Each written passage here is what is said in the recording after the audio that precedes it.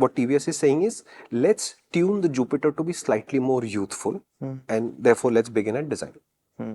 So it's a fresher looking design. And a lot of people have said, for example, that it sits halfway between the meek and mild, non-offensive styling of the Jupiter and something a little bit more modern on that, like a iQube, somewhere halfway.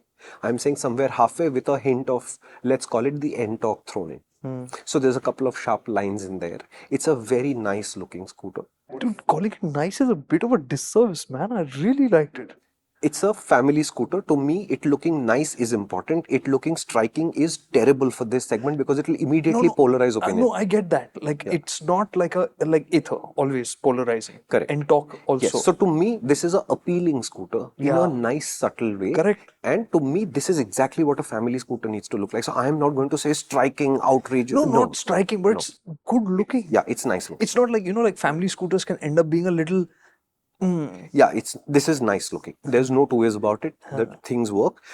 They've done two black highlights. One is under the front DRL, which we'll talk about, which is a design feature. And at the back, it's the surround around which the tail light is in this surround. Both of these are gloss black panels. In some colors, this gloss black panel looks a little odd. But for example, in the blue one that you're looking at on the screen, it does look good. Okay. One of the things that they've done is on the top model of the Jupiter, you'll get what you're seeing in the pictures, which is an even LED that runs all the way around the front apron. And it's a nice clean beam of light. Okay. The edges are indicators that are built into the same thing. So when you indicate the same DRL, some part of it turns into yellow. It's the same for the brake lights on the top model also, which is a long red light. The whole thing is a tail light. But when you indicate, the edges turn into indicators. And this is standard for all the models? Only the top model. Only the top model. On the lower models, the tail light, the red is short and the edges are clearly yellow. And on the lower models, the front DRL, it's not all the way around. It's at the edges and the middle is a black section. Okay. So this is only for the top model. And I still have issues with the way they package their trims, which we'd spoken about when we did the 110 in the View story. And the same issues persist with this scooter also, but we'll come to that. So what they've done this time is they've taken what all they could get out of the Jupiter 125 platform and moved them into the 110 platform. So the first thing, fuel is now under the floorboard, which means that over the engine physically, there's nothing. So you can have a lot of under-seat storage. So you're up to 33 liters now. And if you wear one of the smaller Indian helmets, full face or half face, then 2 helmets can go into under that seat. If you wear a proper ECE rated type of helmet, you'll struggle to put even one in properly because it's just not deep enough. There's no lack of space, but it's not deep enough. The floorboard is large, means it will take stuff there.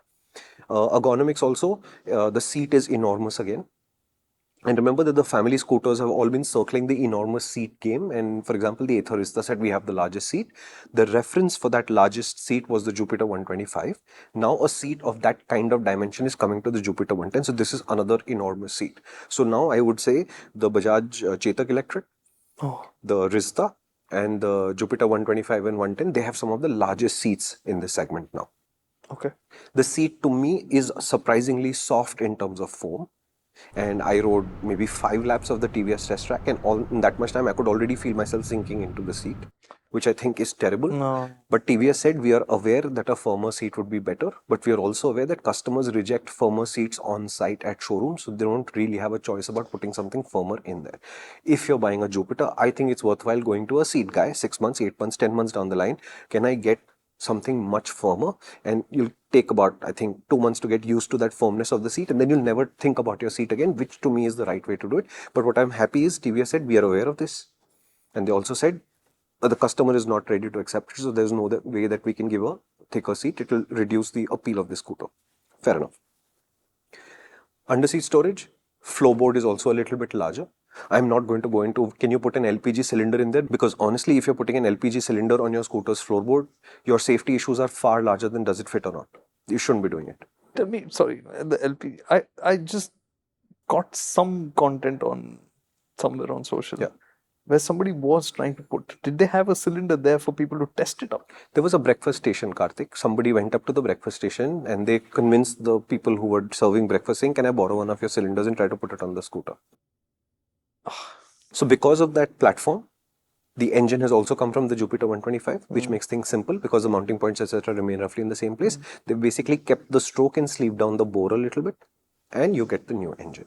The trick that TVS has done this time is they've integrated a starter motor generator into this, what they call the integrated starter generator, ISG.